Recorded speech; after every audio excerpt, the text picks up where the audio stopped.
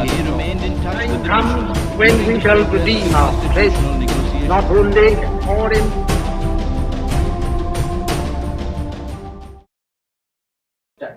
आप सभी का कौटिल्य एकेडमी के इस ऑनलाइन प्लेटफॉर्म पर स्वागत है। पिछले लेक्चरों में हम क्या कर रहे थे? पिछले लेक्चर में मैंने भक्ति आंदोलन शुरू किया था। मैंने आपको बताया था कि भक्ति आंदोलन की शुरुआत तो दक्षिण भारत में हुई, पर यह दक्षिण भारत से भक्ति आंदोलन उत्तर भारत में आया और उत्तर भारत में लाने का श्रेय रामानंद को जाता है। साथ ही मैंने आपको यह भी बताया कि महाराष्ट्र में एक अलग प्रकार का भक्ति आंदोलन शुरू हुआ। अब हम आज पढ़ेंगे कि महाराष्ट्र का भक्ति आंदोलन। साथ में हम देखेंगे कि अभी पिछले 2 लेक्चर और आज के लेक्चर्स जो मैंने पढ़ाए हैं उस बेस पर विभिन्न परीक्षाओं में जो क्वेश्चन पूछे गए हैं हम उनको देखेंगे, कौन कौन से क्वेश्चन पूछे गए। चलिए हम शुरू करते हैं। देखिए, अभी तक हमने दक्षिण भारत का भक्ति आंदोलन और उत्तर भारत के भक्ति आंदोलन को जाना। अब हम देखते हैं महाराष्ट्र का भक्ति आंदोलन, यानी महाराष्ट्र में भक्ति आंदोलन में संत ज्ञानेश्वर को जानते हैं। सबसे पहले ये महाराष्ट्र के भक्ति आंदोलन के प्रवर्तक थे संत ज्ञानेश्वर। अगर पूछा जाए कि महाराष्ट्र में भक्ति आंदोलन के प्रवर्तक कौन हैं तो आप कहेंगे संत ज्ञानेश्वर हैं। संत ज्ञानेश्वर ने एक महाराष्ट्र धर्म की स्थापना की थी, यह भी आप जानते रहिएगा। महाराष्ट्र धर्म संत ज्ञानेश्वर ने ही चलाया था और यह जो था मराठी भाषा में इन्होंने गीता ज्ञानेश्वर, जिसे ज्ञानेश्वरी बोलते हैं, संत ज्ञानेश्वर ने लिखी है। अगर ज्ञानेश्वर के बारे में आपसे पूछा जाए तो आप बताएंगे कि सर महाराष्ट्र के भक्ति आंदोलन के प्रवर्तक यानी जन्मदाता। दूसरा, इन्होंने महाराष्ट्र धर्म की स्थापना की, मराठी भाषा में गीता लिखा है ज्ञानेश्वरी के नाम से। चलिए अब हम दूसरे संत को देखते हैं, नामदेव। ये भी महाराष्ट्र के हैं। नामदेव क्या थे? इस्लाम से प्रभावित थे। देखिए, जब कोई हिंदू व्यक्ति इस्लाम से प्रभावित हो तो वहाँ से क्वेश्चन पूछे जाते हैं, और कोई इस्लामी संत हिंदुत्ववाद से प्रभावित हो तो वहाँ से क्वेश्चन बनते ही हैं, आप जानते रहिए। ये इस्लाम से प्रभावित थे और इन्होंने क्या कहा? मूर्ति पूजा, व्रत, उपवास आदि का विरोध किया, अर्थात ये इस करने से कोई फायदा नहीं होने वाला है। इनके गुरु कौन थे? ज्ञानेश्वर थे। देखिए, इनके गुरु कौन हैं? ज्ञानेश्वर हैं, यानी नामदेव किसके शिष्य थे? तो ज्ञानेश्वर के। नामदेव प्रारंभ में डाकू हुआ करते थे और बाद में दर्जी बन गए। देखिए यहाँ से क्वेश्चन कैसे आएगा। नामदेव प्रारंभ में क्या थे? डाकू। बाद में नामदेव ने कौन सा व्यवसाय अपना लिया? तो आप बताएंगे दर्जी का व्यवसाय अपना लिया। इनके उपदेश गुरु ग्रंथ साहब में संकलित हैं, यह जानते रहिए। अगर मैं पूछूं कि और कितने लोगों भक्ति आंदोलन के कौन कौन से संतों के उपदेश गुरु ग्रंथ साहब में संकलित हैं और वह निम्न जाति के थे, तो आपको तुरंत याद आना चाहिए कबीर, आपको याद आना चाहिए रैदास, आपको ध्यान आना चाहिए नाई, आपको ध्यान आना चाहिए पीपा। और महाराष्ट्र में भक्ति आंदोलन में नामदेव के उपदेश गुरु ग्रंथ साहब में संकलित हैं, और नामदेव जो थे वारकरी संप्रदाय से संबंधित थे। अब यह वारकरी और धारकरी संप्रदाय क्या है आपके दिमाग में आ रहा होगा। चलो अब हम इसको समझते हैं, महाराष्ट्र के 2 संप्रदायों को। देखिए, भक्ति आंदोलन महाराष्ट्र में 2 संप्रदाय, एक था वारकरी संप्रदाय और दूसरा था धारकरी संप्रदाय। अब वारकरी संप्रदाय क्या था? इसके संस्थापक थे तुकाराम। पूछा जाए वारकरी संप्रदाय के संस्थापक कौन थे तो आप बताएंगे तुकाराम। और वारकरी संप्रदाय का केंद्र कहाँ था तो आप बताएंगे पंढरपुर में केंद्र था वारकरी संप्रदाय का। और ये जो तुकाराम थे, तुकाराम जी थे जहांगीर व शाहजहां के समकालीन थे तुकाराम, इसको भी जानते रहिए। और तुकाराम किसकी, या तुकाराम क्या पूरे वारकरी संप्रदाय के लोग किसकी उपासना करेंगे तो आप बताएंगे विष्णु के उपासक थे, यानी विष्णु की उपासना करेंगे। अब देखिए, मैं आपको क्या बता रहा हूँ, वारकरी संप्रदाय के बारे में। अगर पूछा जाए इसके संस्थापक कौन है तो आप बताएंगे तुकाराम। केंद्र कहाँ है तो पंढरपुर में, और यह जहांगीर व शाहजहां के समकालीन थे। कौन समकालीन थे? तुकाराम, और विष्णु के उपासक थे। चलिए अब आते हैं धारकरी संप्रदाय। धारकरी संप्रदाय के संस्थापक थे रामदास, और रामदास किसकी उपासना करेंगे? राम की उपासना करेंगे। और तुकाराम किसकी कर रहे हैं? विष्णु की उपासना। अब ये शिवाजी के समकालीन है। अब शिवाजी के गुरु का नाम आप जानते हैं? तो शिवाजी के गुरु भी थे रामदास। कौन थे? शिवाजी के गुरु थे, अर्थात शिवाजी के समकालीन होंगे। और आप जानते रहिए, अगर ये शिवाजी के समकालीन है तो शिवाजी का युद्ध किससे हुआ था? तो शिवाजी का युद्ध औरंगजेब से होता रहता था, अर्थात ये औरंगजेब के भी समकालीन होंगे। इन्होंने एक किताब लिखी है, दास बोध नामक पुस्तक लिखी है। यह रामदास जी की है। इसको आप समझते रहिए, जानते रहिए। देखिए कुछ मैंने न्यूमेनिक्स बनाए हैं हिंट के लिए। जैसे संत रामदास, संत रामदास औरंगजेब व शिवाजी के समकालीन हैं। सिख गुरु रामदास, एक तो रामदास आपको शिवाजी के समय मिलेंगे, और एक मिलेंगे जब हम सिखों के 10 गुरुओं को पढ़ाएंगे तो वहाँ भी रामदास मिलेंगे। और ये वाले रामदास अकबर के समकालीन होंगे, अकबर के समकालीन थे। देखिए हिंट, अगर पूछा जाए महाराष्ट्र में जो भक्ति आंदोलन है उनके संतों को क्रम से लगाइए, तो सबसे पहले ज्ञानेश्वर, दूसरे नंबर पर नामदेव, तीसरे नंबर पर तुकाराम, चौथे नंबर पर रामदास। तुकाराम कौन है? किस संप्रदाय से हैं? धारकरी की वारकरी। और रामदास किससे हैं? नहीं बताऊंगा, आप लोगों को ही बताना है। चलिए अब पिछले 2 लेक्चर्स और आज के लेक्चर्स के आधार पर विभिन्न परीक्षाओं में क्वेश्चन पूछे गए हैं। अब क्या क्वेश्चन पूछे गए हैं उनको हम डिस्कस करते हैं। देखिए पहला क्वेश्चन है, निम्नलिखित मुस्लिम शासकों में से किस एक को उसकी धर्मनिरपेक्षता यानी सेक्युलरिज्म में आस्था के कारण उसकी मुस्लिम प्रजा जगत गुरु कहकर पुकारती रहती थी? यह 2000 में यह क्वेश्चन पूछा गया है। ऑप्शन है आपके पास हुसैन शाह, बी है जैन उल आबिदीन, सी है इब्राहिम आदिल शाह, और डी है महमूद द्वितीय। अब बताइए क्या? मुझे लगता है कि आप लोगों ने इसका आंसर निकाल लिया होगा, इसको टिक कर लिया होगा।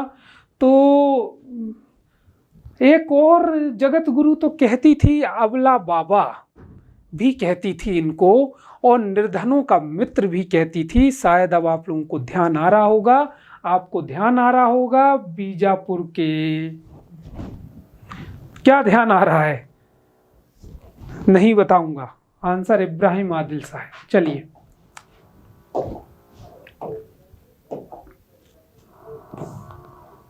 अगला क्वेश्चन, अहमदनगर के निजामशाही वंश का अंत कैसे हुआ?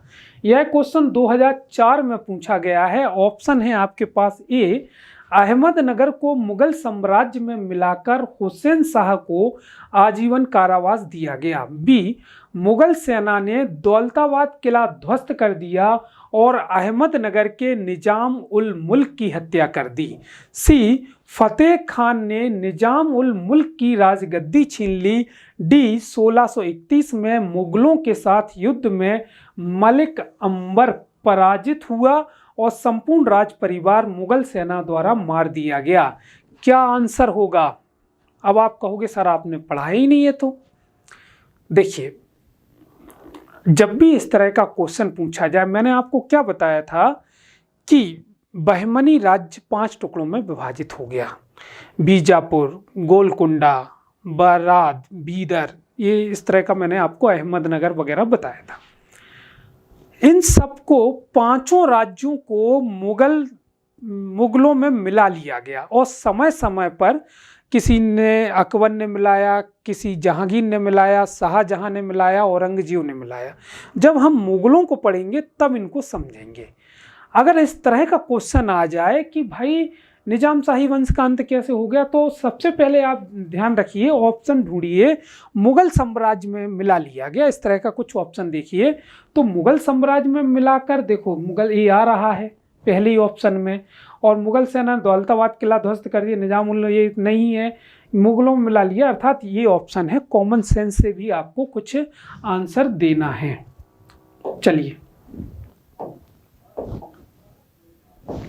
निम्नलिखित में से किस स्मारक में वह गुंबद है जो संसार के विशालतम गुंबदों में से एक है? यह क्वेश्चन 1995 में पूछा गया है, और ऑप्शन है आपके पास शेर शाह का मकबरा सासाराम, बी जामा मस्जिद दिल्ली, सी गयासुद्दीन तुगलक का मकबरा दिल्ली, डी गोल गुंबद बीजापुर। ध्यान आ रहा है? मैंने बताया था कि इस विशालतम गुंबदों में से एक, मैंने बीजापुर के 2 शासकों का जिक्र किया था, कुछ अगर ध्यान आ रहा हो तो। एक शासक थे और उनका मकबरा है गोल गुंबद अर्थात बीजापुर। मैंने कहा था कि इस तरह का आप YouTube पे जाके देखा करिए, शायद आप लोगों को टाइम नहीं रहता होगा। मजाक कर रहा था। चलिए, निम्नलिखित कथनों पर विचार कीजिए। यह 2014 में आया है। बीजक संत दादू दयाल के उपदेशों का संकलन है। दूसरा, पुष्टि मार्ग के दर्शन को माधवाचार्य ने प्रतिपादित किया। बताइए, कथन सही है? ए केवल 1, बी केवल 2, सी 1 और 2, डी ना तो 1 ना ही 2।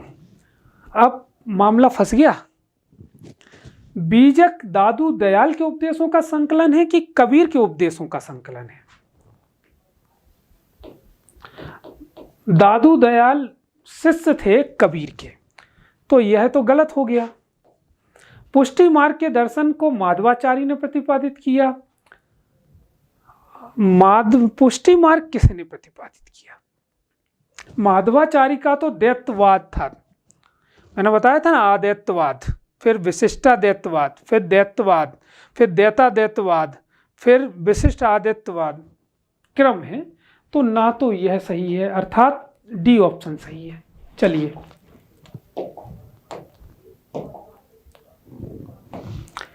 निम्नलिखित में से किस भक्ति संत ने अपने संदेश के प्रचार के लिए सबसे पहले हिंदी का प्रयोग किया? देखिए, किस भक्ति संत ने अपने संदेश के यानी अपने उपदेशों का प्रचार के लिए हिंदी का प्रयोग किया? अधिकतर लोग संस्कृत का प्रयोग कर रहे थे, तो हिंदी का वही प्रयोग करेगा जो उत्तर भारत में भक्ति आंदोलन को फैला देगा, अर्थात रामानंद साहब करेंगे। चलिए,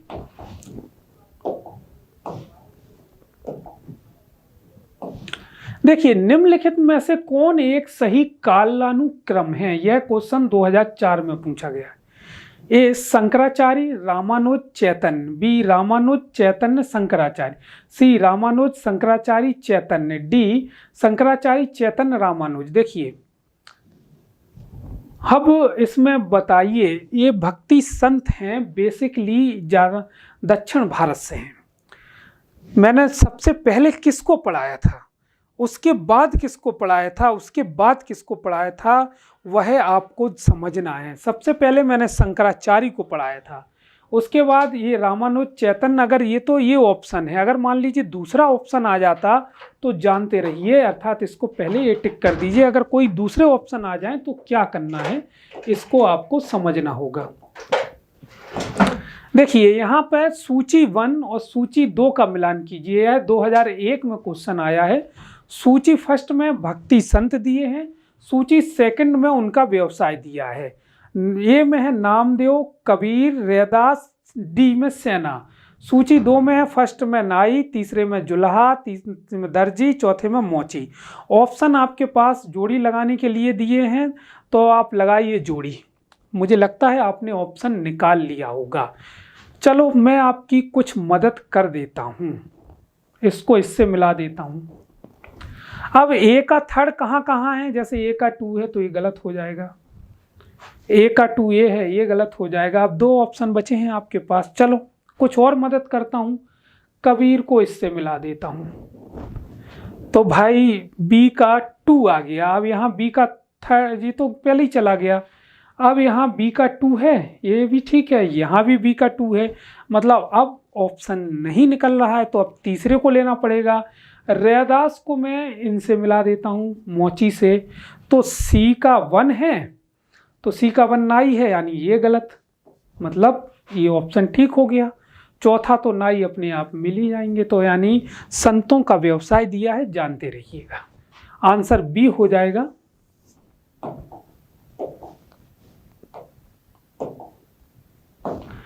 देखिए, निम्नलिखित में से कौन भक्ति आंदोलन का प्रस्तावक नहीं है?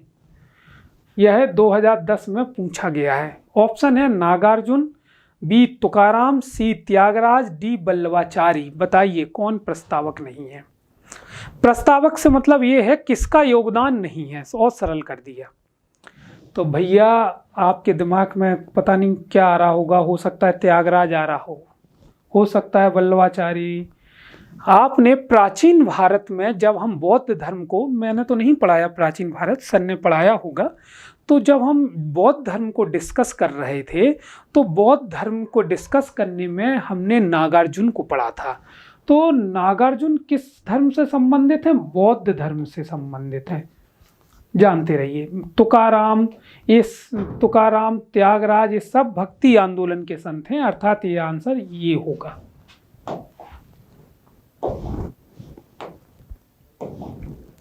चलिए,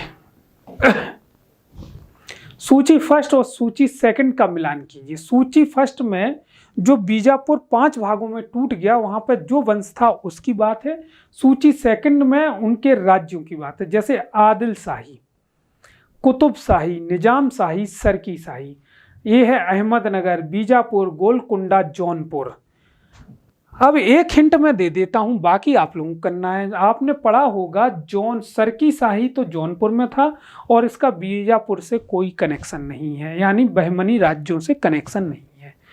चलो, एक हिंट मिलने से डी का 4 जहां जहां होगा, एक तो ये सही हो सकता है, ये गलत हो जाएगा, ये भी सही हो सकता है और ये गलत हो जाएगा। मैंने 2 ऑप्शन हटा दिए।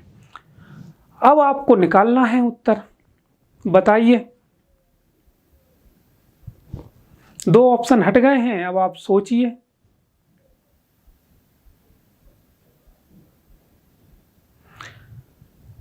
आदिल शाही कहां था? चलो एक और बता देता हूं।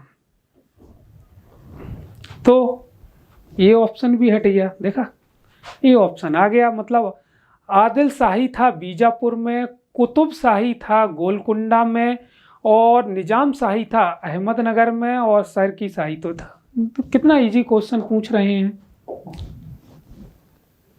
चलिए, थोड़ा सा टफ क्वेश्चन है, इसे करो तो जानूं मैं।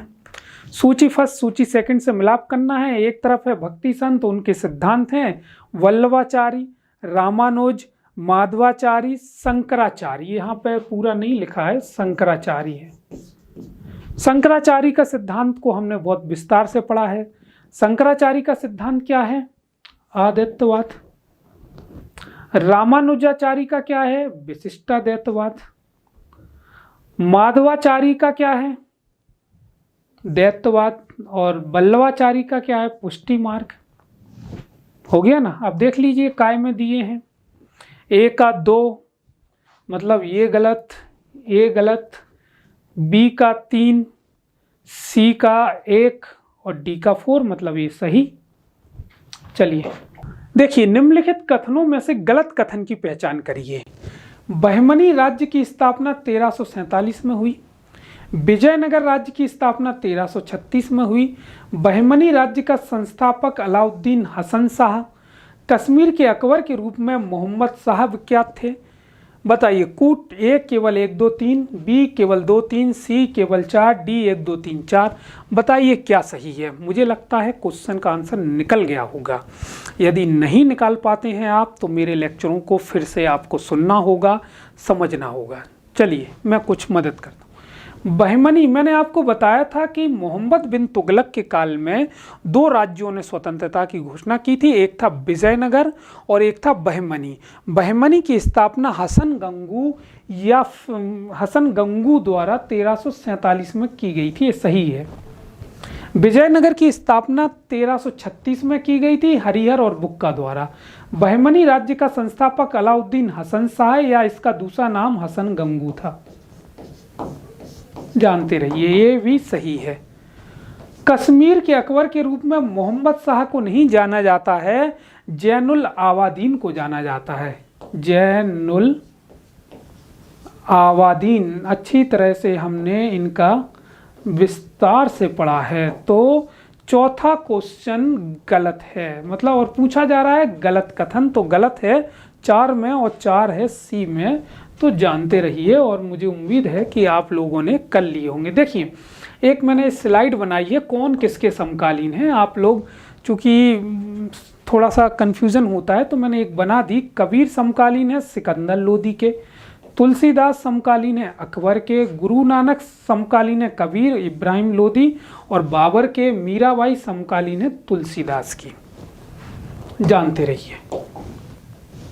दक्षिण भारत के कुछ भक्ति आंदोलनों के संतों के नाम लिखे हैं।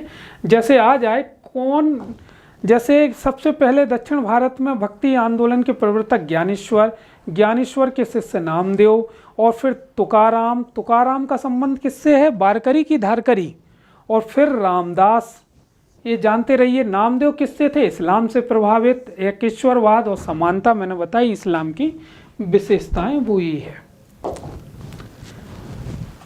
आज भक्ति आंदोलन को हमने पूर्णतः संपन्न कर दिया। भक्ति आंदोलन का मैंने आपको बताया कि दक्षिण भारत में भक्ति आंदोलन की शुरुआत हुई, दक्षिण भारत से भक्ति आंदोलन उत्तर भारत में आया, और मैंने बताया महाराष्ट्र में एकदम नई शाखा की शुरुआत हुई संत ज्ञानेश्वर के नेतृत्व में। उम्मीद है आप लोगों को यह समझ में आया होगा भक्ति आंदोलन। अगले लेक्चर में हम सूफी आंदोलन को पढ़ेंगे, सूफियों के आंदोलन को समझेंगे। धन्यवाद, शुक्रिया।